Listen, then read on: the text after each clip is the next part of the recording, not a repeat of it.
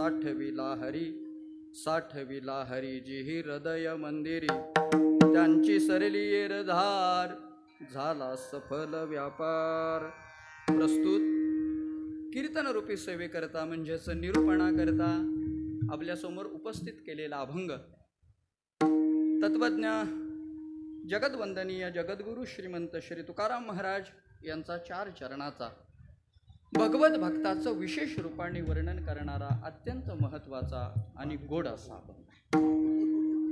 या अभंगातून श्री तुकाराम महाराजांनी खऱ्या अर्थाने संतांचं तोंड भरून कौतुक केलेलं आहे.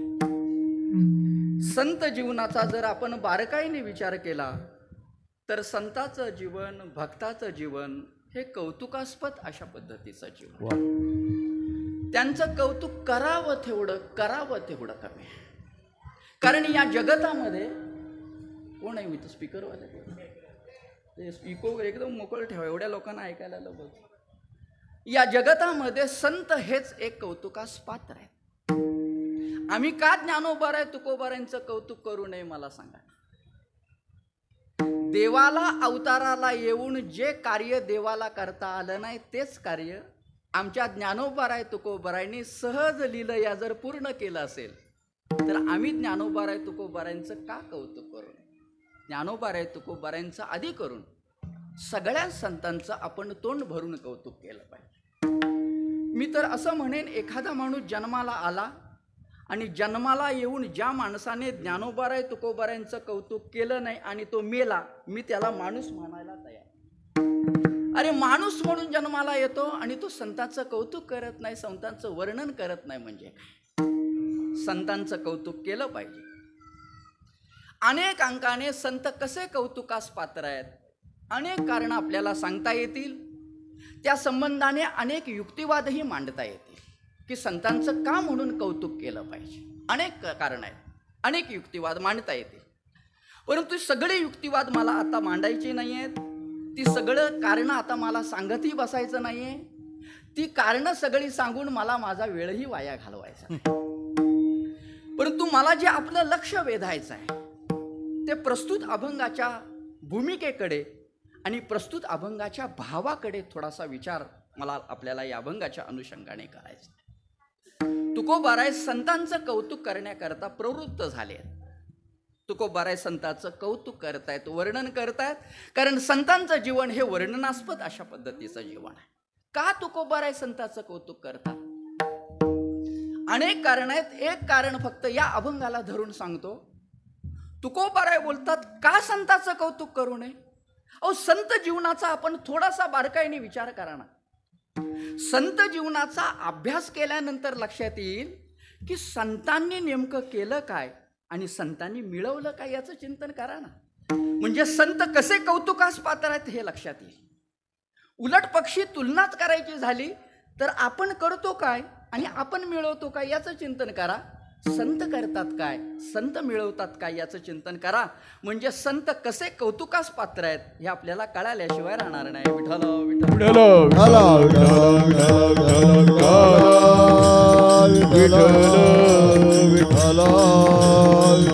संत जीवनाचा आपण बारकाईने विचार केला पाहिजे की संतांनी केलं काय आणि संतांनी मिळवलं काय. याच अभंगाचा जर विचार करायचा झाला तर या अभंगातून तुकाराम महाराजांनी आपल्याला संतांनी केलं काय आणि संतांनी मिळवलं काय याचा विचार सांगितला. म्हणजे अभंगाची 4 चरणं जर डोळ्यासमोर ठेवली तर पहिल्या चरणातून तुकाराम महाराजांनी संतांनी केलं काय याचा विचार सांगितलाय आणि पुढच्या 3 चरणातून तुकाराम महाराजांनी संतांनी त्याच्यापासून मिळवलं काय याचा विचार सांगितला. म्हणजे अगदी अभंग सगळा मोकळाच करून जर सांगायचा झाला तर साठविला हरी जिही हृदय मंदिरी हे संतांचं करणं आहे आणि त्यांची सरली एरझार झाला सफल व्यापार. 1 हरी आला हाता मग कैची भय चिंता. 2 आणि तुका म्हणे हरी काही उरो निदिउरी हे संतांचं मिळवणं आहे. विठ्ठल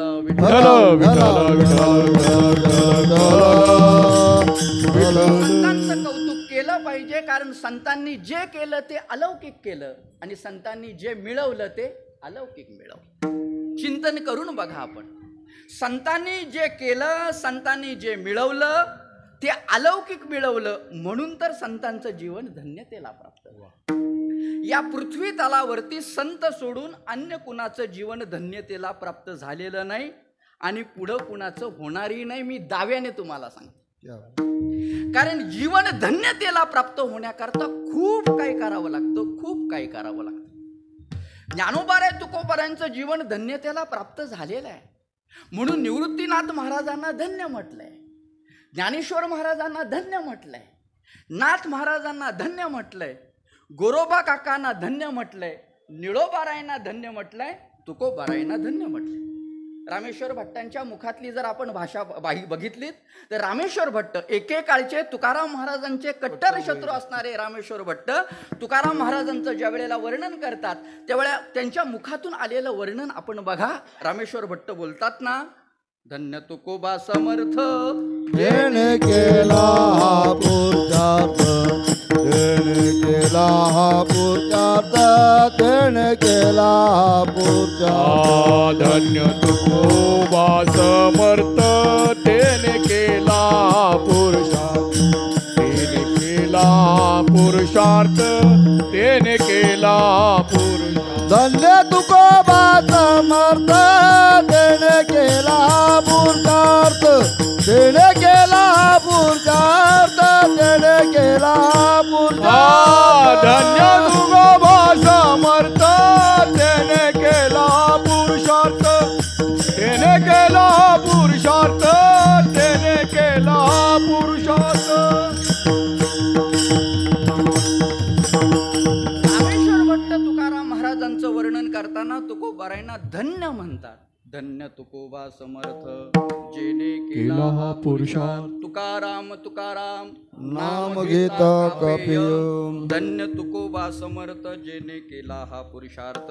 संतांचं जीवन हे धन्यतेला प्राप्त झालंय. त्याच्या पाठीमागचं महत्त्वपूर्ण कारण म्हणजे संतांनी जे केलं ते अलौकिक केलं, संतांनी जे मिळवलं ते अलौकिक मिळवलं. हाच विचार थोडासा तत्वज्ञानाच्या भूमिकेतून जर सांगायचा झाला तर पंचदशी नावाचा जो ग्रंथ आहे की नाही विद्यारण्य स्वामींचा, विद्यारण्य स्वामींनी पंचदशी नावाच्या ग्रंथामध्ये नेमकं कुणाला धन्य म्हणावं किंवा कुणाचं जीवन धन्य होतं याचा खुलासा करताना विद्यारण्य स्वामी असं म्हणतात, धन्योहम कर्तव्यम न विद्यते किंचित, धन्योहम प्राप्तव्यम सर्व मध्य संपन्न. पंचदशीकार म्हणतात कुणाचं जीवन धन्यतेला प्राप्त होतं किंवा कुणाला धन्य म्हणायचं, ज्याचं कर्तव्य संपलंय आणि ज्याचं प्राप्तव्य संपलंय त्याला काय म्हणा, धन्य म्हणा. साधू पुरुषाच्या बाबतीत तसंच आपल्याला बघायला मिळेल. साधू पुरुषाचं कर्तव्य संपलेलं असतं, साधू पुरुषाचं प्राप्तव्य संपलेलं असतं म्हणून साधू पुरुषाचं वर्णन धन्य म्हणून केलं जातं. कर्तव्य संपणं म्हणजे करणं संपणं आणि प्राप्तव्य संपणं म्हणजे मिळवणं संपणं. संतांना काही आता काही करायचं शिल्लक राहिलेलं काही नाही, करणं संपलेलं. अहो त्यांना असं काय मिळालंय महाराज की ते मिळाल्यानंतर आणखीन पुढे काय मिळवायचं शिल्लकच राहिलं नाही, तर काय काय करण्याकरता काय शिल्लक राहिलं मला सांग. तुकोबारायांच्याच अवस्थेचा विचार सांगायचा झाला तर तुकोबाराय एके ठिकाणी स्वतःच्या भूमिकेचा विचार सांगतात. मला आता कोणती अवस्था प्राप्त झाली? महाराज बोलतात, काम नाही झालो पाहिजे. ही भाषा काय आहे? धन्यतेचीच भाषा आहे. महाराज बोलतात, आता मी रिकाम आहे, आता मला कुठल्याच पद्धतीचं काम राहिलेलं नाही, म्हणजे कोणतंही कर्तव्य शिल्लक राहिलेलं नाही. तुकाराम महाराज काम नाही झालो पाही रिकामा हे जे बोलतात ते वेगळ्या भूमिकेतून बोलतात बरं का. नाहीतर तुकाराम महाराज रिकाम टेकडे आहेत असा आरोप तुकोबारायांवरती करू नका. नाही, व्यवहारामध्ये महाराज आम्हाला लोक भेटतात, ते असं म्हणतात, महाराज आता आम्ही रिकाम आहोत, आम्हाला आता काही काम नाही, आम्ही एकदम रिकामे आहोत. मग आम्ही त्यांना विचारतो, असं कसं तुम्ही म्हणता आम्ही एकदम रिकामे आहोत, आम्ही एकदम आता आम्हाला काम नाही? मग ते सांगतात, काही नाही महाराज, आता वयाची 60 उलटून गेलेली आहे, शासनाचा नियम आहे 60 वर्ष झालं की रिटायर. आता आम्ही काय झालोय, रिटायर्ड झालोय, त्यामुळे आता आमच्याकडे कुठलं काम नाही, आता आम्ही रिकामे आहोत. परंतु संतोष महाराज, मी खरं सांगू, रिटायर्ड झालेला जेवढं काम लोकांना असतं ना तेवढं कामावरती जाणाऱ्या लोकांना नसतं. बरोबर. नाही, माझं चुकत असेल तर महाराज, माझं हे विधान चुकीचं असेल तर सांगा तुम्ही, बघा तुम्ही चिंतन करून बघा. रिटायर्ड झालेले लोक काम नाही म्हणून म्हणतात, परंतु त्यांच्या एवढं काम नसतं. अहो, नातवांना शाळेत सोडायचं त्यांच्याच नशिबात असतं. बाजारामध्ये जाऊन भाजी आणायची त्यांच्याच नशिबामध्ये. बरं, भाजी आणून दिली म्हणजे मोकळं झालं असं नाही, आणलेली भाजी नीट करायची. बरं, एवढं सगळं करण्यामध्ये तेवढी वेळ नातवांची शाळा सुटायची झालेली असते, परत शाळेमध्ये आणणं. आपला विचार वेगळा आहे. ज्ञानोबा रे तुकोबा रे जे बोलतात ते वेगळ्या भूमिकेतून बोलतात. आता कुठलंच करणं राहिलेलं नाही, कोणतंही मिळवणं राहिलेलं नाही. कृतकृत्य झालो, इच्छा केली ते पावलो. का म्हणे जन्मा आल्याचे सार्थक, विठ्ठलची एक देखलिया. मिळवणं संपलंय आणि करणं संपलंय. माणसाचं करणं कधी संपतं आणि माणसाचं मिळवणं कधी संपतं सांगू मी एका वाक्यामध्ये सांगू. देव मिळवण्याकरता जी म्हणून साधनं सांगितलेली आहेत, ती साधनं केली की माणसाचं करणं संपतं आणि देव मिळाला की माणसाचं मिळवणं संपतं. विठ्ठल विठ्ठल विठ्ठल विठ्ठल देव मिळवण्याकरता जी म्हणून साधनं आपण केली, ती साधनं स्वीकारली, त्या साधनेमध्ये आपण गुंतलो की माणसाचं करणं संपतं. अहो, संतांनी हाच विचार तुमच्या माझ्या समोर ठेवलाय. संत महात्मे म्हणतात, जसं आमचं करणं संपलंय, आमचं जसं मिळवणं संपलंय, तसं तुम्हालाही जर वाटत असेल की तुमचं करणं संपवावं आणि तुमचं मिळवणं संपवावं असं जर वाटत असेल तर आम्ही सांगतो ना तुम्हाला. संतांनी याच्याकरता काय करावं हेही सांगितलंय आणि काय करू नये हेही सांगितलंय. अगोदर संतांनी काय करू नये सांगितलं याचा विचार सांगतो आणि नंतर संतांनी त्याच्याकरता काय करावं हे सांगितलंय त्याचा विचार सांगतो. आपलं करणं संपावं, आपलं मिळवणं संपावं असं जर वाटत असेल तर संतांनी आम्हाला प्रपंच करायला सांगितला नाहीये. आपण जर प्रपंचामध्ये गुंतलो तर बाप जन्मात आपलं करणं संपणार नाही, बाप जन्मात आपलं मिळवणं संपणार.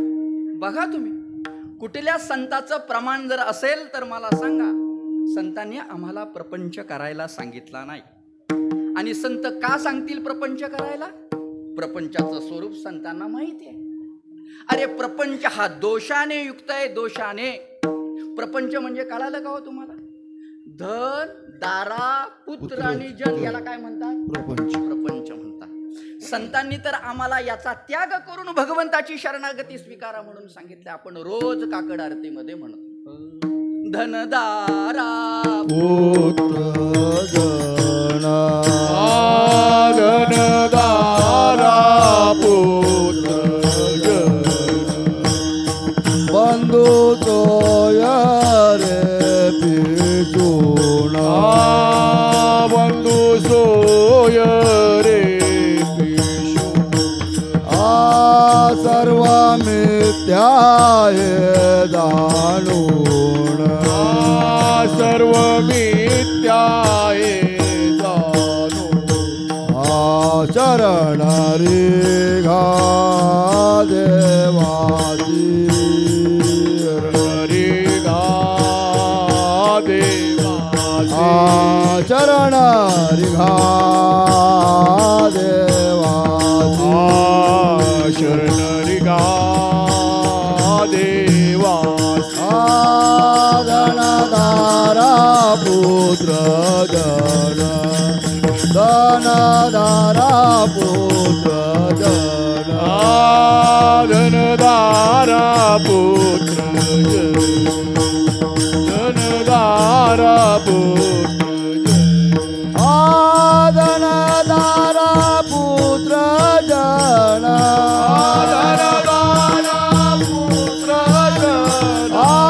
बंधू सोय रे पिचू बंधू सोय रे पिशून सर्व विद्या हे दारुण सर्व विद्या हे जाणून शरण रे घा देवाची शरण रे घा देवाची शरण रे गा देवाची शरण रे गा देवा सर्व दोषाची खाण म्हणून प्रपंचाकडे बघितलं. तुकोबा राय तर एके ठिकाणी असं म्हणतात, तुम्ही प्रपंच म्हणून तोंडाने उच्चारू सुद्धा नका. विटलेसे चित्त प्रपंचापासून प्रपंचापासून व मनते मणी बैसले. बैसले. अरे त्याचं नाव काढू नका बाबा. मग संत जर त्या प्रपंचाचा धिक्कार करत असतील तो प्रपंच आम्हाला करायला सांगतील का? प्रपंचामध्ये 4 प्रकारचे दोष आहेत. प्रपंचामध्ये दुःखरूपता नावाचा दोष आहे, प्रपंचामध्ये विपरीतता नावाचा दोष आहे, प्रपंचामध्ये क्षणिकता नावाचा दोष आहे आणि प्रपंचामध्ये अतिशयता नावाचा दोष आहे. दुःखरूपता नावाचा दोष प्रपंचामध्ये आहे. प्रपंचामध्ये दुःख आहे असं कधी म्हणू नका बरं का. प्रपंच म्हणजेच दुःख आहे. ऐका, ज्ञानोबारायांनी फार गोड वर्णन याचं ज्ञानेश्वरीमध्ये केले आहे. ज्याप्रमाणे गोडी साखरेपासून वेगळे करता येत नाही, ज्याप्रमाणे कडूपणा कडुनिंबापासून वेगळा करता येत नाही, तसं दुःख प्रपंचापासून वेगळं करता येत नाही. प्रपंचाचं स्वरूप सगळ्यांना माहीत आहे. अरे प्रपंचाची तर स्वरूप सांगणारी प्रमाण सगळ्यांच्या तोंडात आहे. म्हणजे मी प्रमाण म्हणायला लागल्याबरोबर तुम्ही माझ्या बरोबर म्हणा. दुःख बांधवडी संसार सुखाचा विचार नाही कुठे, संसार दुःख मूळ चहूकडे आम्ही अगदी घोकून म्हणतो. परंतु हा दुःख देणारा प्रपंच आम्हाला काय सुटत नाही. म्हणजे मी तुमचंच म्हणतो असं नाही, कीर्तनकारा सकट बोलतोय हे लक्षात घ्या. दुःख रूपता नावाचा दोष या प्रपंचामध्ये जो जो म्हणून येईल त्याला प्रपंचातलं दुःख भोगावंच लागेल. शुकाचार्यांचं उदाहरण घ्या ना तुम्ही. केवढे मोठे शुकाचार्य महाराज, केवढा मोठा अधिकारी शुकाचार्यांचा. परंतु तेच शुकाचार्य प्रपंचात आल्यानंतर दुःख भोगावं लागेल म्हणून आपल्या योगाच्या बळावरती शरीर लहान ठेवून 12 वर्ष आईच्या उदरात राहिले की नाही. काय कारण? फक्त एकच कारण, प्रपंचातलं दुःख. अहो साक्षात ब्रह्म ज्या वेळेला प्रपंचामध्ये आले त्यावेळेला ब्रह्माला सुद्धा या प्रपंचातलं दुःख भोगावंच लागलं. रामचंद्र प्रभूंच्या जीवनचरित्राचा विचार आपण करा, बघा आपण काही कमी दुःख भोगावं लागलं का? अहो अयोध्येचे राजे होणारे रामचंद्र प्रभू, सिंहासनावरती बसणारे रामचंद्र प्रभू, परंतु आजच्या दिवशी एका बाईने असं राजकारण फिरवलं. बाई म्हणजे मला कैकेयी बद्दल बोलायचं आहे बरं का, तुम्ही दुसरीकडे जाऊ नका. राज्याच्या गादीवरती बसण्याऐवजी वनवासाला जावं लागलं, वल्कली नेसावी लागली. पुढे काय रामायण झालं सगळ्यांना माहित आहे. सगळा आटापिटा करून सीतेला घेऊन अयोध्येत आले. रामचंद्र प्रभूंनी विचार केला की आता सुखाने तरी काय करूया, आपला संसार प्रपंच करूया. म्हणून सीतेच्या चारित्र्यावरती संशय घेणारा एक निर्माण झालाच की नाही. दुःखरूपता नावाचा दोष आहे, विपरीतता नावाचा दोष प्रपंचामध्ये आहे. मग असा दुःख देणारा विपरीत असणारा प्रपंच आम्हाला संत का करायला सांगतील? विपरीतता प्रपंच अविद्याकारी आहे महाराज. प्रपंचामध्ये सगळं उलट आहे महाराज. हा प्रपंच असा गमतीचा आहे ना महाराज, काय सांगू. जे नित्य असतं प्रपंच आम्हाला ते अनित्य दाखवतं. जे सुखरूप असतं प्रपंच आम्हाला ते दुःखरूप दाखवतं. सगळं उलट. प्रपंचामध्ये जे करावं म्हणून सांगितलं आमच्याकडून ते होत नाही, जे करू नये म्हणून सांगितलं प्राधान्याने आम्ही तेच करतो. मी उदाहरण म्हणून सांगतो. एखादा सप्ताह आहे, सप्त्यामध्ये एखादा माणूस काहीतरी दान धर्म करावा म्हणून 100 रुपयाची पावती फाडणार नाही. परंतु तोच माणूस ज्या वेळेला बाजारामध्ये जातो, टीव्हीच्या एखाद्या मोठ्या दुकानामध्ये जातो, 50,000 रुपयाची टीव्ही खरेदी घेतो आणि घरामध्ये लावतो. त्याला काय मिळालं मला सांगावं. अहो 100 रुपयाची नामसप्त्यातली जर पावती फाडली तर पदरात पुण्य आहे, आणि 50,000 रुपयाची टीव्ही घरामध्ये जर आणून लावली तर संस्कार बिघडणारच आहेत की नाही. हे सगळं विपरीत आहे. त्याला तो प्रपंचाचा स्वभाव आहे. ज्ञानोबाराय बोलतात, गंमत आहे, आगाविषाचे कांदे वाटूनी जो रस घेईजे पिळूनी. विषाचे कांदे घेतले, विषाचे कांदे, त्या विषाच्या कांद्याचा रस काढला आणि तो काढलेला रस बाटलीमध्ये भरला आणि बाटलीवरती लेबल लावलं अमृताचं. बाटलीत आहे काय? विष, बाहेर अमृत. तशाच पद्धतीचं विपरीतता, क्षणिकता, प्रपंचातली प्रत्येक गोष्ट ही पाण्याच्या बुडबिड्याप्रमाणे आहे. आणि सतिशयता नावाचा दोष आहे. प्रपंचामध्ये कुणाला कितीही मिळू देतो त्याला समाधान. मग असा प्रपंच आम्हाला का करायला सांगतील? संतांनी आम्हाला प्रपंच करायला सांगितला नाही. संतांनी आम्हाला बाकीचा व्यवहार करायला सांगितला नाही. अरे संत महात्मे म्हणतात, तुम्ही हे सगळं जर करत बसलात तर तुमच्या जीवनातलं करणंही संपणार नाही, तुमच्या जीवनातलं मिळवणंही संपणार. मग आमच्यासारखं तुमचं करणं संपवावं, आमच्यासारखं तुमचं मिळवणं संपवावं असं जर वाटत असेल ना, तर आम्ही सांगतो ते करा. मग संतांनी त्याची परंपरा सांगायला सुरुवात केली. संत महात्मे म्हणतात, एक काम करा, देव मिळवण्याकरता जी जी म्हणून साधनं, मग ती शास्त्राने असतील, संतांनी असतील, जी जी सांगितली ती तीच साधनं अंगीकारा. करा रे बापानो साधन हरीचे, करा रे बापानो साधन हरीचे, करा रे बापानो साधन हरीचे, करा रे बापानो साधन हरीचे, जणी करणीचे करू नका, जणी करणीचे करू नका, जणी करणीचे करू नका, जणी करणीचे करू नका.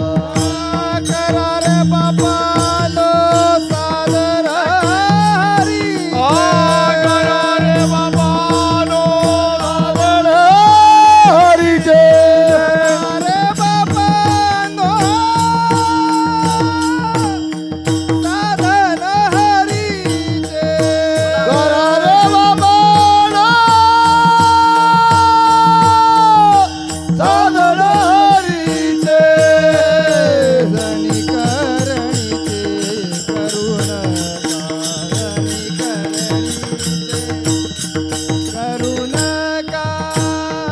जणी करणीचे करू नका, जणी करणीचे करू नका,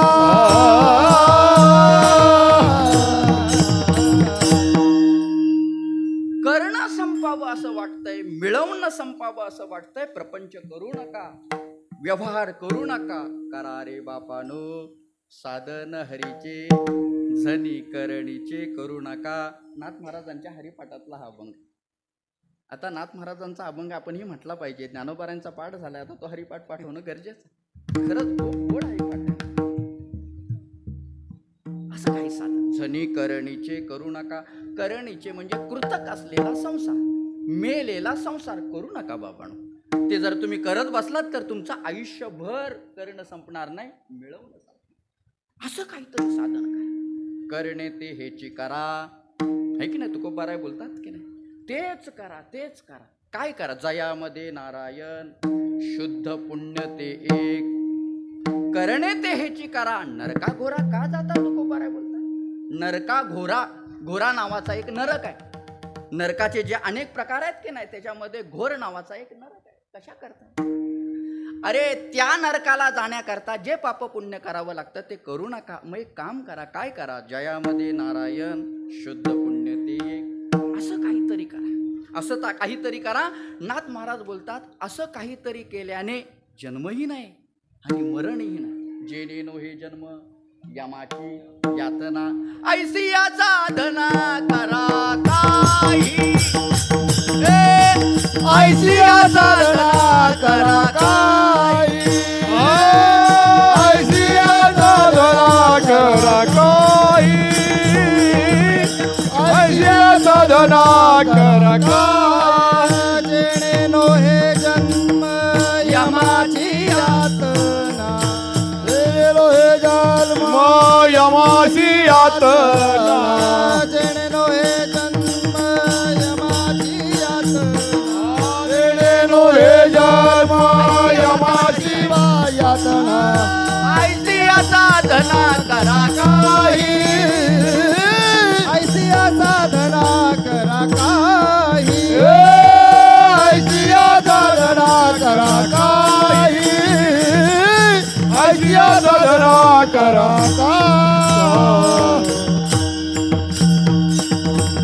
अशी साधना करा की जेणे जन्म नाही, जेणे मरण नाही. जन्माचं दुःख नाही, मरणाचं दुःख नाही. नवे नवे अगदी अशी साधना केल्याने यमाचीही यातना. अशा पद्धतीचं काहीतरी साधन केलं पाहिजे. नाहीतर एवं प्रवर्तीर्थम चक्रम. किती वेळा जन्मा यावे, नित्य व्हावे नित्य व्हावे फजित. आपण गाथा बघा, किती व्हावे फजित नाही. नित्य. तुकोबारांना याच्यातून हे सांगायचं आहे, ज्या ज्या वेळेला जन्म आहे त्या त्या वेळेला फजिती आपली ठरलेलीच आहे. नित्य व्हावे. ही फजिती जर वाचवायची असेल तर अशी काहीतरी साधन. अहो, जन्माचं दुःख काय सामान्य आहे का? 7वा अध्याय आपण उघडा. इंद्रियार्थेषु वैराग्य मन अहंकारे वच जन्म मृत्यू जरा व्याधी दुःख दोषानुदर्शनम. अरे गर्भात असताना दुःख, मग मदालसेनं केलेलं वर्णन आपण बघा. जन्माला येताना दुःख, 9 मास कष्टनाशी 10व्याने प्रसिद्ध झाली. येताची कर्मदाड मान तुझी अडकली. पुढे जन्माला आल्यानंतर दुःखच दुःख आहे महाराज. मग रोगाचं दुःख आहे, अगदी म्हातारपणाचं, हे तर फार मोठं दुःख आहे. अरे म्हातारपणामध्ये सगळी अगदी इंद्रिय शिथिल झालेली असतात. कानाने ऐकत नाही, ऐकता येत नाही, डोळ्याने दिसत नाही. आणि सगळ्यात महत्त्वाचं म्हणजे म्हातारपणामध्ये दुःख जर कोणतं असेल तर म्हातारपणातला म्हातारा मनुष्य हा विचार करतो, एवढं सगळं मी उभं केलं परंतु आता घरातली माझं माणसं कोण ऐकत नाही. हे सगळ्यात मोठं मरणाचं. मग अशी काही साधना आपण केली पाहिजे. जन्माचंही दुःख नाही, मरणाचंही दुःख नाही आणि यमाचीही यातना. मेल्यानंतर सुद्धा यमाची यातना भोगावी लागते. भल्या भल्याना भोगावी लागली महाराज. सगळं आयुष्य धर्माचरणामध्ये घातलेल्या धर्मराजाला सुद्धा नंतर नरकाचं दर्शन घ्यावं लागलं की नाही. ती त्याची काय कारण परंपरा आहे हे आपल्याला सगळ्यांना माहिती. नरोवा कुंजरोवा, अर्धवट सत्य बोलले धर्मराज, परंतु त्याच्यामुळे त्यांना नरकाचं दर्शन, यातना नव्हे दर्शन घ्यावं लागलं.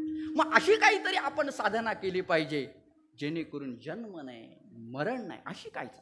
हा, असं ज्या वेळेला तुम्ही काही कराल त्यावेळेला तुमचं करणं संपेल आणि त्यावेळेला तुमचं मिळवणं संपेल. प्रस्तुत अभंगातून तुकाराम महाराज संतांचं कौतुक करतात, त्याचं हेच कारण आहे.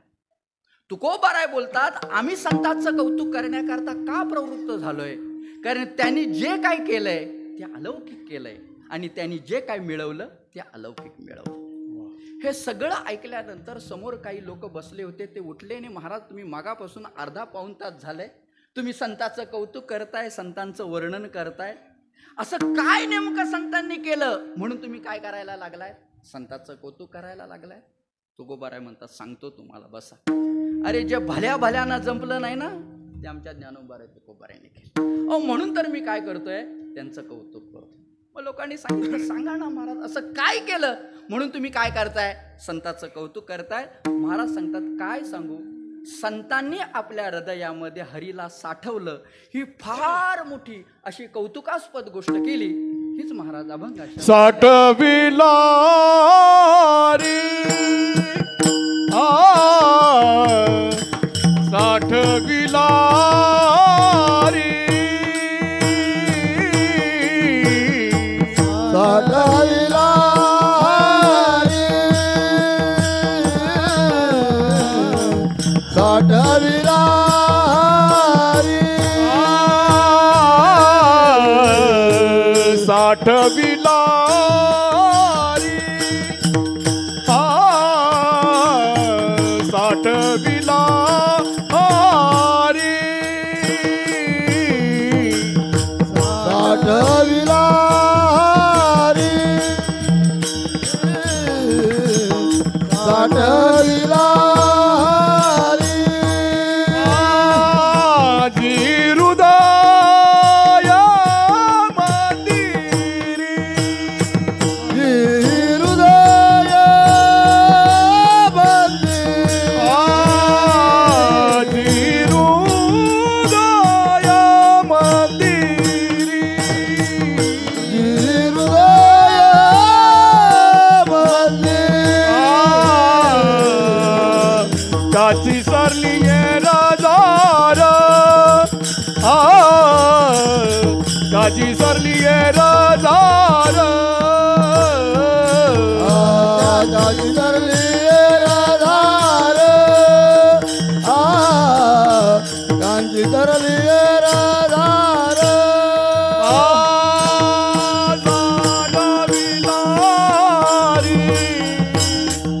जी हृदय मंदिरी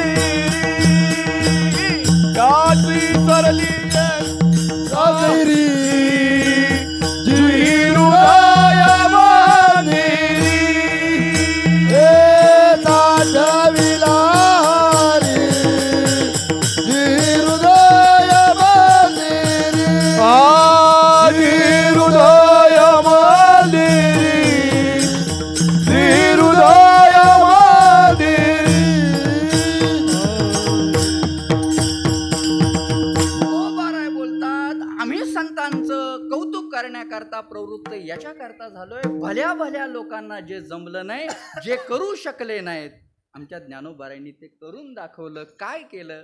हृदयामध्ये हरीला साठवलं. साठविला हरी हा फार मोठा भगवत भक्ताचा पुरुषार्थ आहे महाराज. अहो, मी अशांची काही जर नावं सांगितली ना एका बाजूला, की ज्यांना देवाला साठवता आलं नाही, तर तुम्ही अचंबित व्हाल. म्हणजे मी तेही करणार आहे. एका बाजूला ज्यांना देवाला साठवता आलं त्यांची नावं सांगणार आहे, आणि एका बाजूला ज्यांना देवाला साठवता आलं नाही त्यांची नावं सांगणार. साठविला हरी, हे साठवणं म्हणजे नेमकं काय? तुकोबाराय काय बोलतात? आम्ही संतांचं कौतुक का करतोय? त्याने हरीला साठवलं. साठविला, साठविला या पदाचा अर्थ दोन भूमिकेतून करत आहे. एक ज्ञानशास्त्र भूमिकेतून जर आपण विचार करायचा झाला तर त्यांनी हरीला साठवलं म्हणजे काय? काही नाही, अस्तित्व रूपाने त्यांनी हरीची जाणीव करून घेतली. ज्ञानशास्त्रीय भूमिकेतून याचा अर्थ जर सांगायचा झाला, काही विशेष असं नाही. कारण परमात्मा हा सगळ्यांच्याच हृदयामध्ये, ईश्वरस्य सर्वभूतानां हृदयेषु अर्जुन तिष्ठती, सर्वांच्या हृदय देशी मी अमुक आहे ऐसे, किंवा हृदयामध्ये राम असता सर्व सुखाचा आराम. प्रत्येकाच्या हृदयामध्ये राम आहे, देव आहे, परंतु आपल्याला त्याची अस्तित्व रूपाने जाणीव नाही. संतांनी हरीला साठवलं म्हणजे काय? हरीची अस्तित्व रूपाने त्याची जाणीव करून घेतली, एक अर्थ. दुसरा अर्थ भक्तिशास्त्रीय भूमिकेतून करायचा झाला तर हरीला साठवलं म्हणजे काय? आपण जर शब्दकोश पाहिलात तर शब्दकोशामध्ये साठवणे याचा अर्थ आहे संग्रह करून ठेवणे. एक, साठविणे याचा अर्थ आहे संचय करून ठेवणे. दोन, अगदी तुम्हाला कळेल या भाषेत सांगायचं झालं तर साठवणे म्हणजे धरून ठेवणे. संतांनी काय केलं? हरीला हृदयामध्ये धरून ठेवलं. अहो, भल्या भल्यांना हृदयामध्ये देवाला धरून ठेवता आलं नाही. मी कुणाला धरून ठेवता आलं नाही, मी त्यांची नावं सांगतो. गीतेमध्ये, ज्ञानेश्वरीमध्ये भगवंताने मी कुठे राहत नाही याचा विचार सांगितलाय. ओबी सगळ्यांच्या पाठ्यात. वैकुंठी तो मी नसे, एक वेळ भानुबिंबही न दिसे, योगियाचे नि मानसे उमरोडोनी जाय. भगवान परमात्मा बोलतात मी वैकुंठात राहत नाही. हे वैकुंठ जरी माझं निवासस्थान असलं तरी मी वैकुंठात राहत नाही. लक्षात घ्या. एवढंच नव्हे, भगवान पुढे बोलतात भानुबिंबही न दिसे, म्हणजे सूर्यमंडलात मी राहत नाही. वैकुंठात देव आहे बरं, सूर्यमंडलामध्ये सुद्धा देव आहे. म्हणून आपण सूर्याला सूर्य नुसतं न म्हणता सूर्य नारायण म्हणतो. परंतु भगवान बोलतात हे सगळं जरी खरं असलं तरी मी वैकुंठात राहत नाही, सूर्यमंडलामध्ये राहत नाही. मग आमच्या भक्तांनी विचारलं, सांगा नेमकं राहता कुठे सांगा. मग भगवान ज्ञानेश्वर महाराजांच्या मुखातून बोलतात, ऐसे जे मतपर उपासिती निरंतर, ध्यानमिषे घर माझे झाले. हा, त्यांच्याजवळ आम्ही राहतो, जे आमच्याशी मतपरायण झालेले आहेत, जे आमच्याशी अनन्य झालेले आहेत. माझ्याशिवाय ज्यांना कोणता दुसरा विषय माहीत नाही, विषय येतो त्यांचा, झाला नारायण. त्यांच्याजवळ राहतो, त्यांच्या. किंवा आणखीन दुसरी ओवी सांगायची झाली तर, तयापासी पांडवा मी हरपला गेवसवा, जेथे नामघोष बरवा करती माझा. म्हणजे मी वैकुंठात राहत नाही, मी सूर्यमंडलात राहत नाही. एवढंच नव्हे, कुणाला देवाला साठवता आलं नाही, धरता आलं नाही. मी सांगतो, योगियाचे नि मानसे उमरोडोनी जाय. अरे, योग्याला सुद्धा ते जमलं नाही महाराज. योग्याचं अंतकरण किती शुद्ध अंतकरण आहे, विमल अंतकरण आहे. परंतु त्या योग्याला सुद्धा विमल अंतकरणामध्ये देवाला धरता आलं नाही, साठवता आलं नाही. मी आणखीन एक नाव तुम्हाला सांगणार आहे. भगवंताची पत्नी लक्ष्मीला सुद्धा देवाला साठवता आलं. हे शेवटचं उदाहरण सांगतोय मी. लक्ष्मी म्हणजे भगवंताची बायको. अरे, बायकोचा नवऱ्यावरती किती अधिकार असतो संतोष महाराज. बायको म्हणील तसं वागावं लागतं महाराज. उठ म्हटलं की उठ, बस म्हटलं की. परंतु त्या लक्ष्मीला सुद्धा देवाला धरता आलं नाही, लक्ष्मीला साठवता आलं नाही. आणि तिला जर धरता आला असं म्हटलं तर लक्ष्मीच्या सानिध्यात राहणार आहे भगवान परमात्मा.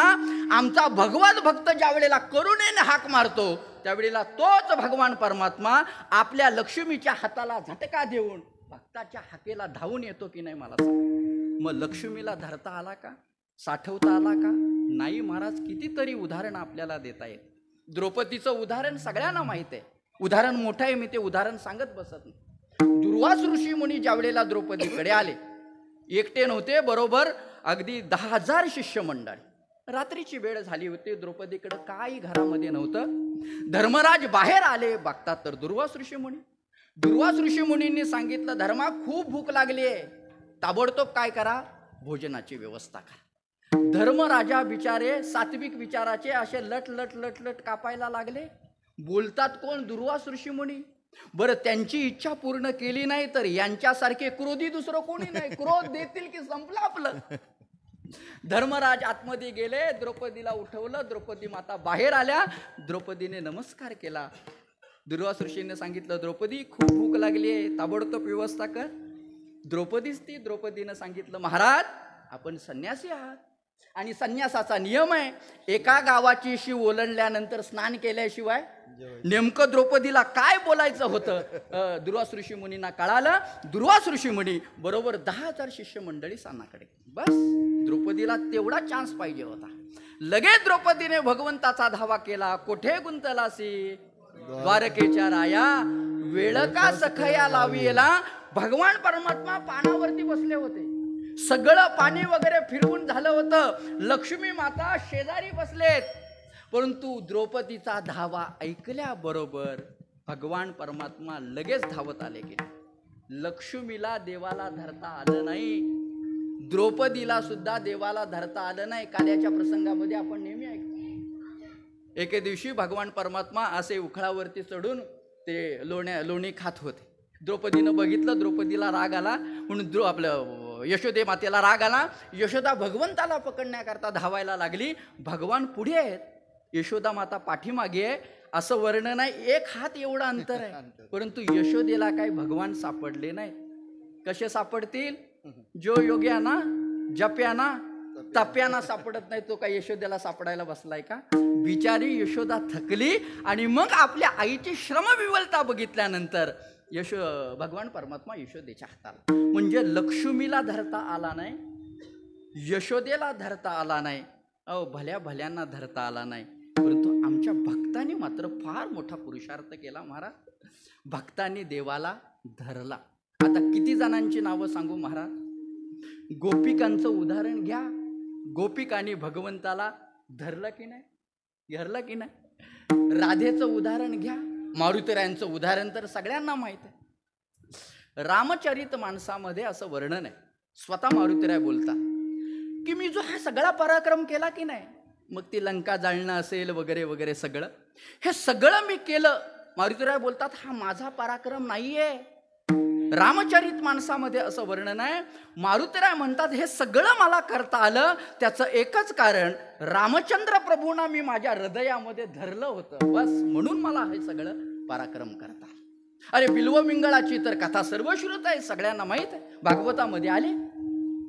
बिल्वमंगळ भगवंताच्या दर्शनाकरता निघाले वृंदावनाला. आंधळे होते, दृष्टीने आंधळे, दिसत नव्हतं. देवाच्या दर्शनाकरता निघा.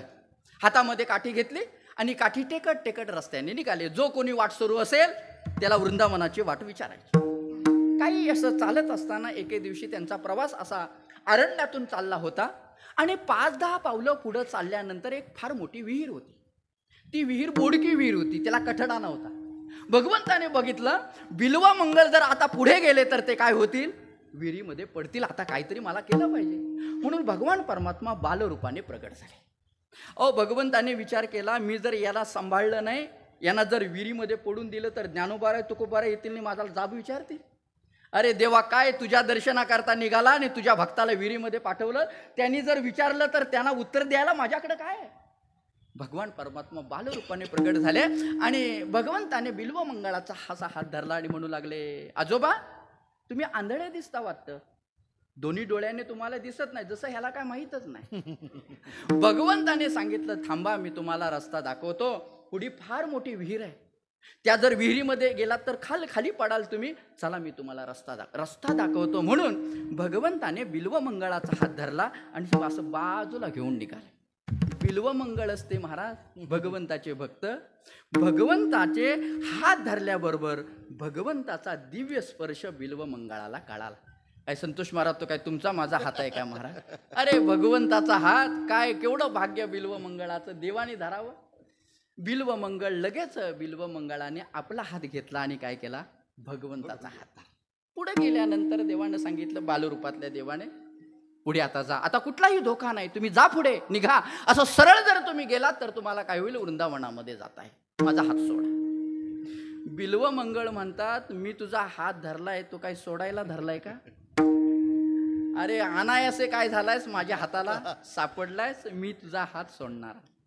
भगवान म्हणतात, अहो असं कसं करू नका, मला माझी काही कामं दुसरी आहे, तुम्ही जा ना, आता धोका नाही आहे, पुढे जा तुम्ही सरळ. बिल्वमंगळ मात्र हात सोडायला तयार नाही. भगवंताने खूप विनवण्या केल्या, अगदी काकुळते आले. भगवंताच्या लक्षात आलं, आता हा काय मला सोडणार नाही, मी कोण आहे याने ओळखलं. म्हणून भगवंताने बिल्वमंगळाच्या हाताला हिसडा दिला, बाजूला उभे राहिले आणि बाजूला राहून भगवान परमात्मा हसतात आणि भगवान परमात्मा हसून बिल्वमंगळा म्हणतात, म्हाताऱ्या आंधळ्या, सोडत नाही म्हणून म्हणतोस, कसा मी तुझ्या हातातून निसटलो.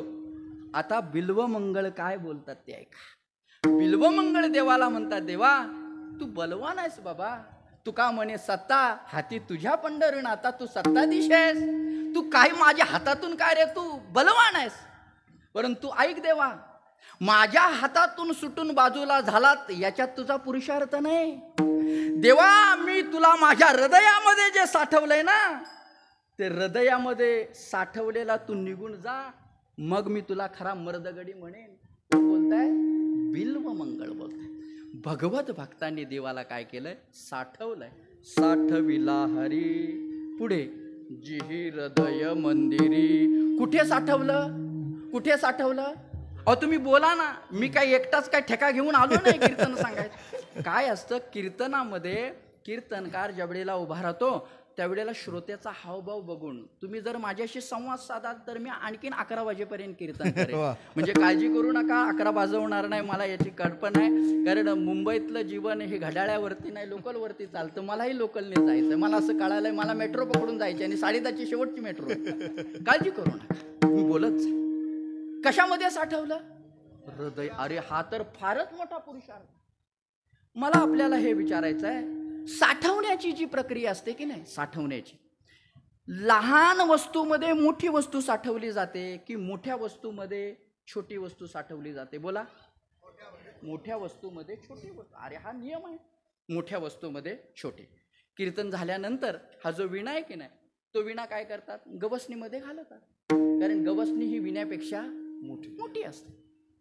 पकवाज हा वाजवून झाला की मग काय, त्याच्या गट्ट्या असतील त्या सगळ्या काढून पकवास ठेवण्याची सुद्धा पिशवी असते, त्याच्यामध्ये ठेवली जाते, कारण ती पिशवी त्याच्यापेक्षा मोठी असते. आता मला हे विचारायचं आहे, तुकोबाराय बोलतात की संतांनी काय केलं, देवाला, हरीला, हरी म्हणजे देवाचं नाव आहे, नाही तर इथं कोणतरी हरी नावाचा एखादा माणूस असायचा. भगवंताची जी अनेक नावं आहेत की नाही, राम कृष्ण हरी, त्यातलं हे हरी, हरीला त्यांनी साठवलं, हृदयामध्ये साठवलं. हे कसं काय शक्य आहे? सर्वसाधारणपणे साठवण्याचा नियम असा आहे, मोठ्या वस्तूमध्ये छोटी वस्तू साठवली जाते. तुकोबाराय बोलतात, भक्तांनी संतांनी हरीला साठवलं ते कुठं, हृदयामध्ये. अरे हृदय आहे छोटं आणि हरी आहे मोठा. तो एवढ्याशा हृदयामध्ये एवढा मोठा असणारा हरी साठवला जाईल कसा काय? कारण हरीचं व्यापकत्व सांगावं तेवढं कमी. श्रुती माऊलीने भगवंताच्या व्यापकपणाचं वर्णन करताना असं म्हटलंय, अनुरणीयान महतो महियान.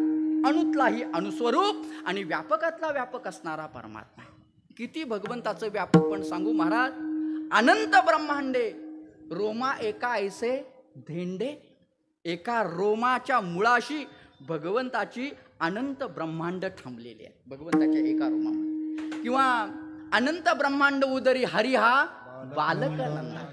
हे भगवंताचं व्यापकपण आहे. मग एवढा व्यापक असणारा भगवान परमात्मा एवढ्याशा छोट्याशा हृदयामध्ये कसा साठवला जाईल? परंतु संतांनी साठवला महाराज. कसा साठवला याची अनेक कारणं मला सांगता येतील.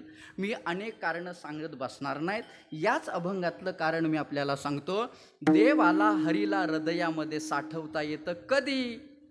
हृदयाला मंदिर केल्यानंतर हृदयामध्ये हरीला साठवता येतं. कारण तुकाराम महाराजांनी जी ही हृदय पुढे काय जोडून शब्द वापरलाय? मंदिर. हे फार महत्वाचं. हृदयाला मंदिर बनवणं फार महत्वाचं. मंदिर म्हणजे भगवंताचं अधिष्ठान आहे. आता हे मारुतीरायांचं मंदिर आहे की नाही? या मंदिरामध्ये आपलं कीर्तन चाललेलं आहे. समोर अधिष्ठान आहे, मारुतीरायांचं अधिष्ठान. हृदयाला जोपर्यंत आम्ही मंदिर करत नाही तोपर्यंत हृदयामध्ये देवाला साठवून ठेवता येत नाही. लक्ष्मीला साठवता का आलं नाही? कदाचित लक्ष्मीचं हृदय मंदिर झालं नसेल म्हणून लक्ष्मीला साठवता आलं नाही. भगवत भक्तांनी मात्र आपल्या हृदयामध्ये देवाला साठवलं, कारण त्यांचं हृदय मंदिर झालेलं. मंदिर म्हटलं की पवित्रतेची भावना आहे. मंदिर म्हटलं की शुद्धतेची भावना आहे. एकदा आपलं हृदय मंदिर झालं, मंदिर झालं म्हणजे शुद्ध झालं की एवढ्याशा छोट्याशा हृदयामध्ये मोठ्या असणाऱ्या परमात्म्याला सहज साठवता येईल. हृदय शुद्ध करा, हृदय पवित्र करा. येवोनी गोपाळ राहे ते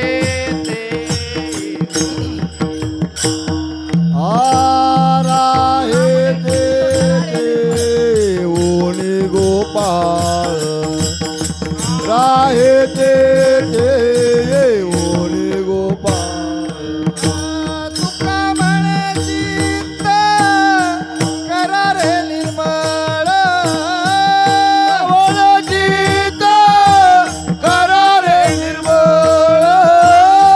तुका म्हणे चित्त करा रे निर्मळ ओळ चित्त करा रे निर्मळ तुका म्हणे चित्त करा रे निर्मळ तुका म्हणे चित्त करा रे निर्मळ येऊनी गोपाळ राहे ते येऊनी गोपाळ राहे ते तुका म्हणे चित्त करा रे निर्मळ तुका म्हणे चित्त करा रे निर्मळ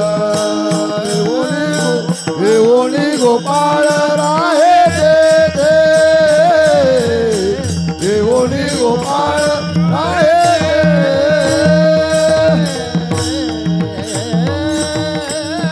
एकदा आपलं अंतकरण शुद्ध झालं, आपलं अंतकरण पवित्र झालं म्हणजेच हृदय पवित्र झालं की येवोनी गोपाळ राहे ते. शुद्ध अंतकरणामध्ये, शुद्ध हृदयामध्ये परमात्मा आपल्याला साठवता येतो. साठवला हरी जी ही हृदय मंदिरी, किंवा व्यापक असणारा परमात्मा हृदयामध्ये साठवता येईल. त्या हृदयामध्ये तुम्हाला तशा पद्धतीचा भाव जागृत करता येईल. एवढा प्रभू भावे तेने संपुष्टी राहावी. अरे एवढा असणारा म्हणजे व्यापक असणारा, प्रभू असणारा म्हणजे सत्तेने मोठा असणारा भगवान परमात्मा अगदी हृदयामध्ये जेने संपुष्टी राहावे. याला काय कारण आहे? भाव. देवाला पाहिजे असतो तो तुमच्या अंतकरण वृत्तीतला भाव पाहिजे असतो. अंतरीची घेतो गोडी बाहे जोडी भाव भावाची. स्वतः भगवान परमात्मा बोलतात भक्ताच्या अंतकरणामध्ये जशा पद्धतीचा भाव जागृत होईल तशा पद्धतीचं काय होता येतं? मला होता येतं. भक्त जैसे निजेत पाये तो तसे तोची होत नये, तो मी तुझे जाहलो आहे खेळणे आजी. भगवान परमात्मा अर्जुनाला बोलतात, अर्जुना मी तुझ्या हातातलं खेळणं झालोय बाबा. काय सांगू? अरे भक्त मला ज्या ठिकाणी ठेवतात, जसं ठेवतात मला त्या त्या रूपामध्ये काय व्हावं लागतं? प्रगट व्हावं लागतं. कारण प्रेम भाव हाच मोठ्याला काय करत असतो? छोटा करत असतो.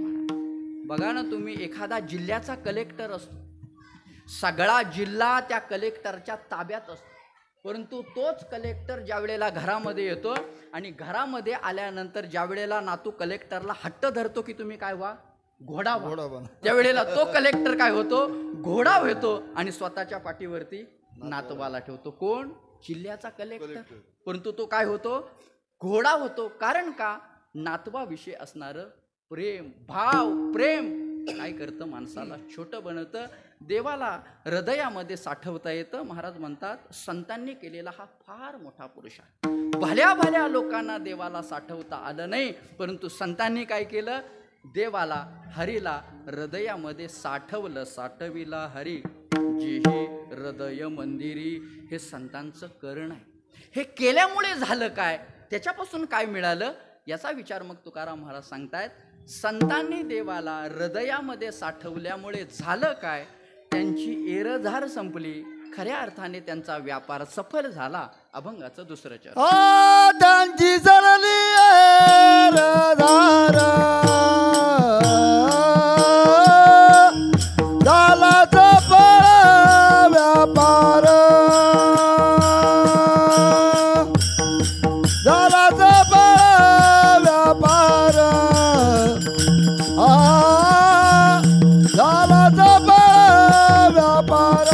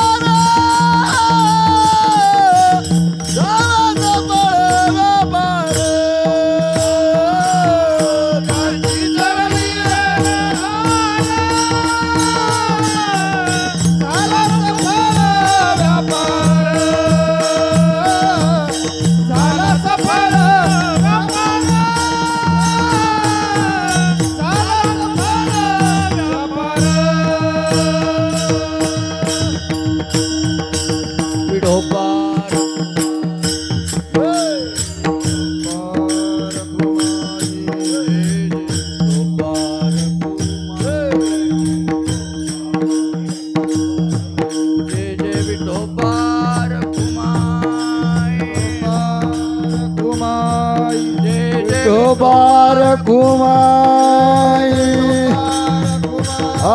विठोबार कुमार,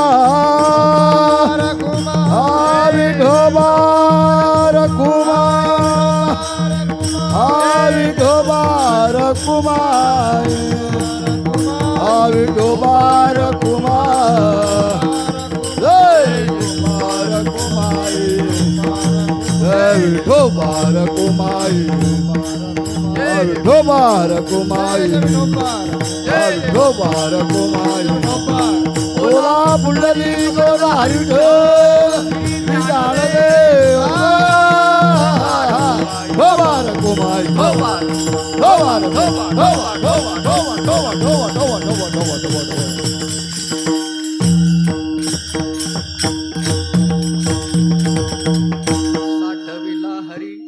साठविला हरी जिही हृदय मंदिरी, त्यांची सरली एरधार, झाला सफल व्यापार. विठ्ठल विठ्ठल विठ्ठल विठ्ठल विठ्ठल विठ्ठल विठ्ठल या अभंगातून श्री तुकाराम महाराजांनी खऱ्या अर्थाने संतांचं कौतुक केलेलं आहे. कारण संतांचं जीवन हे कौतुकास्पद अशा पद्धतीचं जीवन. का तुकोबाराय संतांचं कौतुक करतात? महाराज बोलतात, अहो तुम्ही संत जीवनाचा विचार करा, संतांनी केलं काय आणि संतांनी मिळवलं काय याचं चिंतन करा, म्हणजे संत कसे कौतुकास पात्र आहेत हे आपल्याला कळाल्याशिवाय राहणार नाही. काय संतांनी केलं? महाराज सांगतात, संतांनी फार मोठा पुरुषार्थ केला, जे भल्या भल्यांना जमलं नाही ते संतांनी केलं. काय केलं तर संतांनी आपल्या हृदयामध्ये हरीला साठवलं. साठविला हरी जेही हृदय मंदिरी, हे केल्यामुळं झालं काय, त्यांना काय मिळालं? त्यांची सरली एरधार, झाला सफल व्यापार. एरधार या शब्दाचा अर्थ होतो येणे जाणे. येणे म्हणजे जन्मणे आणि जाणे म्हणजे मरणे. अगदी जन्म मरणाच्या ते पलीकडे गेले महाराज. येणे जाणं हे सगळं चालूच आहे महाराज. मनुष्य जन्मतो, जन्मल्यानंतर मरतो, मेल्यानंतर पुन्हा जन्मतो. ही परंपरा आहे ना, ही खंडित केली पाहिजे महाराज. हे जन्मणं मरणं म्हणजे एक प्रकारे रहाड गाडग्यासारखं आहे. ते रहाड गाडगं असतं की नाही, त्या रहाड गाडग्यातलं पहिलं गाडगं कोणतं आणि शेवटचं गाडगं कोणतं कसं सांगता येत नाही. हे तसंच आहे महाराज जन्म. ही एरझार संपवता येईल. येणेचे शरीरे शरीरा येणे सरे किंबहुना एरझारे चिरापडे. हे येणं जाणं संपवता येईल कधी, याच शरीरामध्ये. म्हणून बघा, शरीराचं वर्णन करताना जरी संतांनी हा शरीर चांगलं नसलं म्हणून सांगितलं असेल, मग तो हा देहाचं वर्णन करताना हा देह नाशिवंत म्हणून सांगितला असेल, हा देह काळाचा आहे म्हणून सांगितला असेल, हा देह क्षणिक म्हणून सांगितला असेल, अगदी हा देह नाशवान म्हणून सांगितला असेल, तरी या देहाचा विचार जर केला तर याच देहाने काय करता येतं, आपल्याला परब्रह्म स्वरूपाची प्राप्ती करून घेता येते. शरीर उत्तम चांगले शरीर सुखाचे घोसिले. तुकाराम महाराजांचा नाटाचा अभंग आहे. आपण बघा, महाराज म्हणतात त्यांची सरली एरझार, त्यांची एरझार संपली. झालं काय, झाला सफल व्यापार. त्यांचा खऱ्या अर्थाने व्यापार सफल झाला. सफल या शब्दाचा विरुद्धार्थी शब्द होतो निष्फल. तुमचा आमचा व्यापार निष्फल आहे, साधू पुरुषाचा व्यापार मात्र सफल आहे. कारण त्यांनी त्यांच्या व्यापारामध्ये कोणतं भांडवल गुंतवलं याचं चिंतन करा. साधू पुरुषांनी त्यांच्या व्यापारामध्ये जे भांडवल गुंतवलंय ते, कारण व्यापार करायचा, धंदा करायचा म्हणजे काय करावं लागतं, भांडवल गुंतवावं लागतं की नाही. आपण व्यापार करण्याकरता, आपण धंदा करण्याकरता जे भांडवल गुंतवतो ते गुंतवलेलं भांडवल वेगळं. साधू पुरुषांनी कोणतं, दिनरजनी हाची धंदा गोविंदाचे पोवाडे, त्यांनी ते काय केलेलं आहे, भांडवल गुंतवलेलं आहे. नाशवान असणारा देह धंद्यामध्ये व्यापारामध्ये भांडवल म्हणून गुंतवला आणि अविनाशी असणाऱ्या परमात्म्याची लाभ म्हणून, फायदा म्हणून प्राप्ती करून घेतली. कारण व्यापार म्हणजे काय, व्यापारामध्ये लाभ असेल तर तो व्यापार. तुका म्हणे लाभ होय तो व्यापार. त्यांचा व्यापार खऱ्या अर्थाने सफल झाला. त्यांची सरली एरझार, झाला सफल व्यापार. एवढंच नव्हे, महाराज म्हणतात त्यांनी हरीला हृदयामध्ये साठवल्यामुळे झालं काय, तर हरी हातामध्ये आला. हरी आला हाता मग कैची भय चिंता. हरी हातामध्ये आला म्हणजे हरी त्यांच्या ताब्यामध्ये आला. आपण सगळं त्याच्या ताब्यामध्ये आहोत, सगळं जग भगवंताच्या ताब्यामध्ये आहेत. परंतु एकदा का देवाला आपण हृदयामध्ये साठवलं की तो हरी आपल्या ताब्यामध्ये येतो. आपल्या ताब्यामध्ये येतो म्हणजे काय, अरे तो एकदा हातामध्ये हरी आला की हरीला म्हणजे देवाला उठ म्हटलं की उठतो आणि बस म्हटलं की बसतो. एवढा अधिकार प्राप्त होतो. हरी आला हाता मग कैची भय चिंता. मग कशाचं भय राहिलं मला सांगा, आम्हा भय चिंता नाही धाक. जन्म मरण काही एक झाला, इहलोकी परलोक आले सकळिक वैकुंठा. तुझं लागले सकळ चिंता. किंवा आम्हा हरीच्या दासा काही भय नाही त्रयलोकी. कळी काळाचं सुद्धा आता भय राहिलेलं नाही, कारण हरी आमच्या ताब्यामध्ये आला. एवढंच नव्हे, महाराज बोलतात हृदयामध्ये देवाला साठवल्यामुळं झालं काय, त्या हरीनं आमचं कायच शिल्लक ठेवलं नाही. अभंगाचं शेवटचं चरण. तुका म्हणे हरी, तुका म्हणे हरी, तुका म्हणे हरी,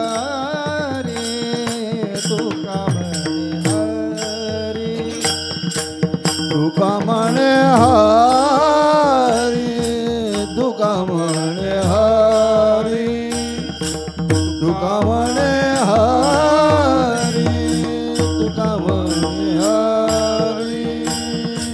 तुका म्हणे हरी, तुका म्हणे हरी, तुका म्हणे हरी, तुका म्हणे हरी, तुका म्हणे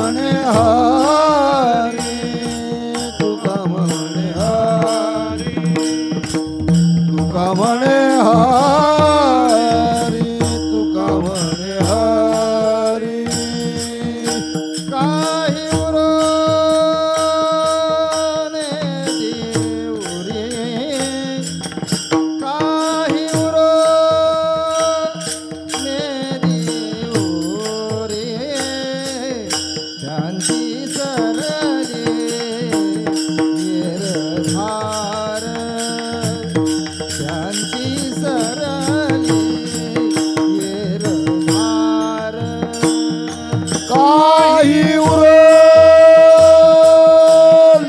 दिवरी काही उर दिवरी शांती तरली धार शांती तरली धार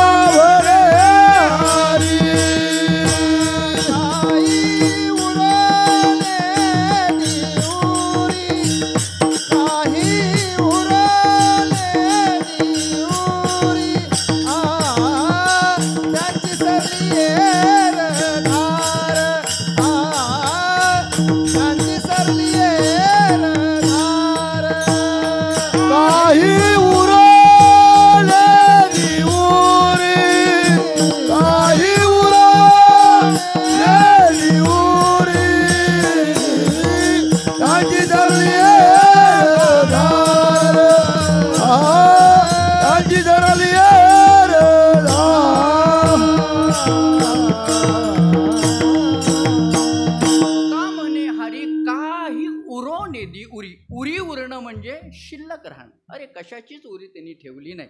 मग संसाराची उरी ठेवली नाही, अज्ञानाची उरी ठेवली नाही, विकल्पाची उरी ठेवली नाही, 3 गुणाची उरी ठेवली नाही. सगळं काय केलं त्याने खाऊन टाकलं. ती निळोबरांची गवळण नाही का ना, माझी या मीपणाचा करोनी फराळ, मोठी गोळण आहे ती. आपण बघा त्याने काय काय खाल्लं हे आपल्याला कळेल. तुका म्हणे हरी काही उरोने दी उरी. या अभंगामध्ये हरी हा शब्द 3 वेळा आलाय की नाही. पहिल्या चरणामध्ये आलेला हरी 1, तिसऱ्या चरणामध्ये आलेला हरी 2 आणि शेवटच्या चरणामध्ये आलेला हरी 3. पहिल्या चरणातला हरी, तिसऱ्या चरणातला हरी आणि शेवटच्या चरणातला हरी, त्या हरीचा जर ओळख करून द्यायचं झाला तर एक साठवलेला हरी, दुसरा हातात आलेला हरी आणि तिसरा काही शिल्लक ठेवू न देणार आहे. कारण हरी या शब्दाचा अर्थच असा आहे, स हेतुकम संसारम पापम वा हर हरती इति हरी. तो कशाचीच काय करत नाही, उरी ठेवत नाही, सगळं खाऊन टाकतो महाराज. संसाराचं नाही, पापाचं नाही, काही म्हणजे अगदी हरीबद्दल जर बोलायचं झाली तर हरी काय करतो, चित्तही काय करतो, खाऊन टाकतो का नाही. हरीने माझे हरीले चित्त भारवित्त विसरली. तुका म्हणे हरी काही उरोने देउरी. त्यांची सरली येरझार, झाला सफल व्यापार. त्यांनी काय केलं, भगवत भक्तांनी हरीला हृदयामध्ये साठवल्यामुळे त्यांची सरली एरझार, झाला सफल व्यापार. भगवत भक्तांनी संतांनी हृदयात हरीला साठवल्यामुळे हरी आला हाता, मग कायची भय चिंता. आणि संतांनी हृदयात हरीला साठवल्यामुळे तुका म्हणे हरी काही उरोने दी उरी. ज्ञानेश्वर हाताले जोर माऊली महाराजाले जोर माऊली महाराजाले जोर माऊली बोला मुंडली हरी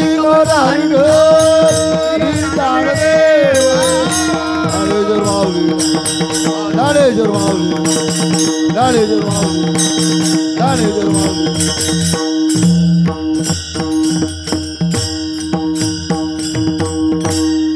पवित्र अशा या मारुतीरायांच्या मंदिरामध्ये गेली अनेक वर्षाची परंपरा असलेला हा उत्सव ओम आदिनाथ नाम प्रसारक संप्रदाय तसे श्री नागनाथ सेवा मंडळ यांच्या विद्यमाने संपन्न होत असलेला हा उत्सव. आणि या उत्सवाची आजची ही कीर्तनरूपी सेवा या मंडळाचे असणारे सगळे ट्रस्टीज यांनी माझ्याकडे दिलेली आहे. महाराज विशेष करून कुलकर्णी महाराजांनी विशेष करून फोन करून ही दिलेली सेवा आहे. मी सगळ्यांचे आभार मानतो. निदान आपण ही तुकोबारांच्या अक्षराची सेवा करण्याची संधी मला आपल्याला दिली. त्या 1.5-2 तासामध्ये जेवढं काही या अभंगाच्या अनुषंगाने जेवढं काही बोलता आलं, जेवढा काही अभंगाचा भाव व्यक्त करता आला तो आपल्यासमोर मी केला. झालेली सेवा भगवान श्री पंढरीराय माऊली ज्ञानोबाराय जगद्गुरु तुकाराम महाराज यांच्या चरणी समर्पित करतो. सगळ्यांनी एकदा आळस न करता तुकाराम महाराजांचं भजन करू आणि भजन झालं की सेवा संपली असं आपण जाहीर करू. तुकाराम तुकाराम तुकाराम तुकाराम तुकाराम तुकाराम तुकाराम तुकाराम हे तुकाराम तुकाराम तुकाराम तुकाराम तुकाराम तुकाराम तुकाराम तुकाराम तुकाराम तुकाराम तुकाराम तुकाराम बोला पुंडली वर हरिढोल श्री ताणदेव तुकाराम तुकाराम तुकाराम तुकाराम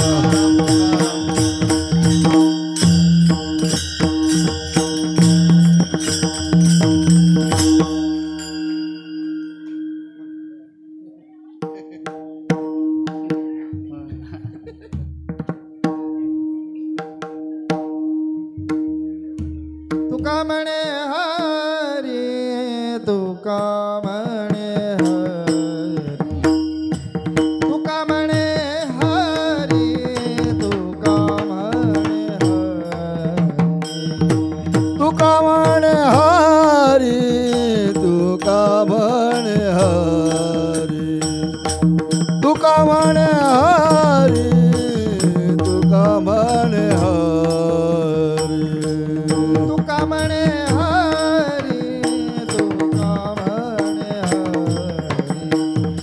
तुका म्हणे हरी तुका म्हणे हरी क्या बात है तुका म्हणे हरी तुका म्हणे हरी तुका म्हणे हरी तुका म्हणे हरी काही उरो ने देऊ रे काही उरो ने देऊ रे त्याची सरली येर धार त्यांची सरली येर धार काही उरवले देऊ रे काही उरवले देऊ रे त्यांची सरली येर धार त्यांची सरली येर धार म्हणे हरी तुका म्हणे हरी तुका म्हणे हरी तुका म्हणे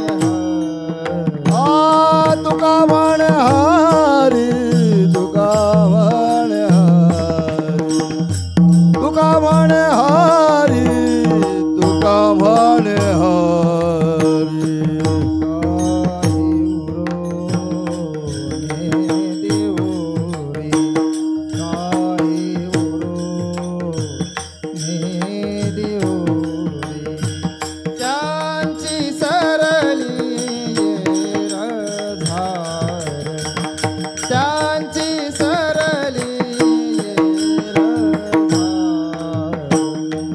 काही उरवले देऊ रे काही उरवले देऊ रे त्यांची चरली येर धार त्यांची चरली येर धार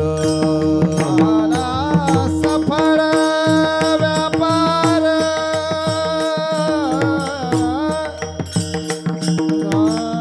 सफळ व्यापार झाला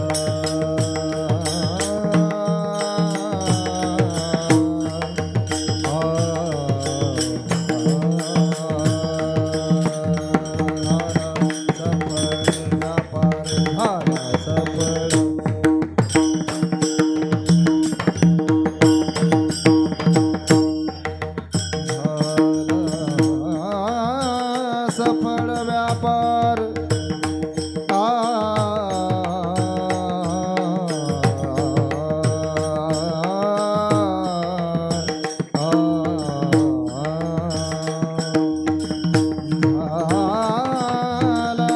सफळ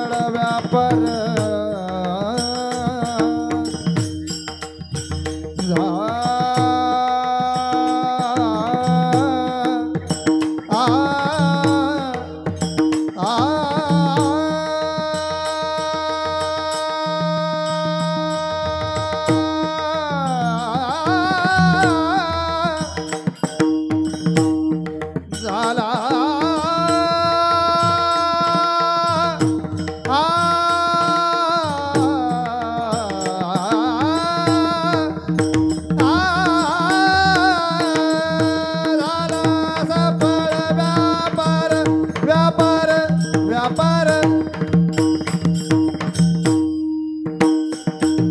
झाला चपळ व्यापार झाला चपळ व्यापार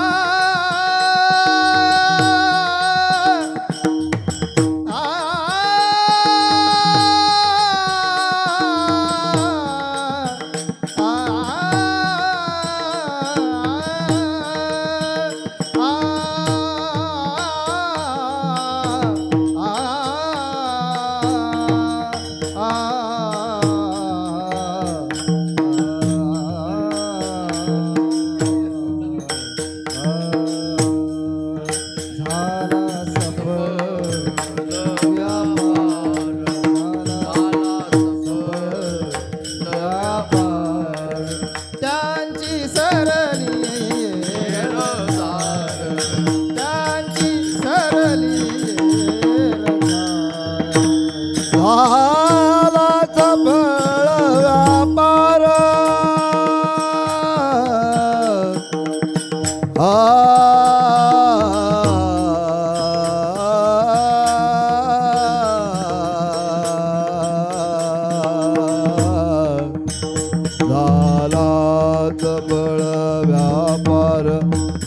व्यापार व्यापार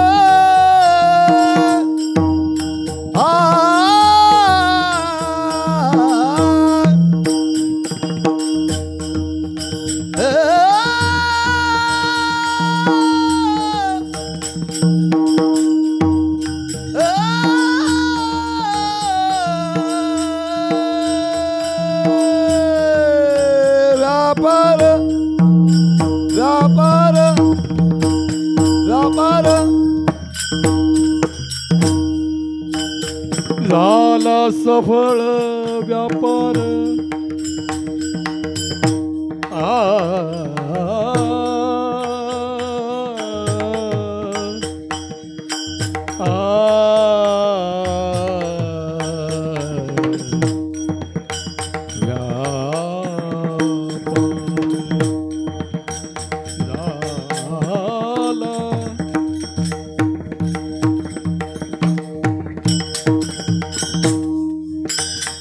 झाला झाला झाला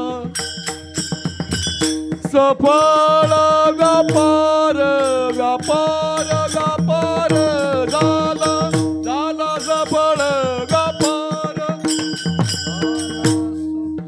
झाला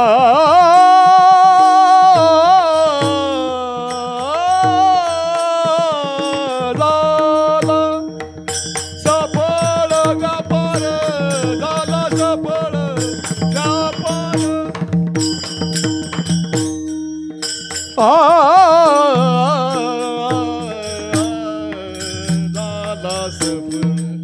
झाला सफळ व्यापार